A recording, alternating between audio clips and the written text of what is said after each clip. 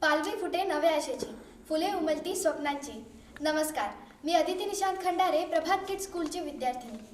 चैत्र महिन्यात निसर्ग नव्या रंगांनी बहरतो. झाडांना नवीन पालवी फुटते, फुलांचा सुगंध दरवळतो आणि वातावरण प्रसन्न होते. गुढीपाडवा म्हणजे या नवचैतन्याचा उत्सव आहे. जशा प्रकारे निसर्ग दरवर्षी नव्याने फुलतो, तसेच आपणही नव्या उमेदीने पुढे जाऊया. अभ्यासात, खेळात आणि संस्कारात प्रगती करूया. नव्या वर्षी नवा प्रकाश, मनात ठेवून नवी आस. गुढीपाडवा हा आपल्या समृद्ध संस्कृतीचा आणि परंपरेचा सण आहे. सकाळी लवकर उठून घराची स्वच्छता करून गुढी उभारली जाते. कडुलिंब आणि गुळ खाल्ले जातात.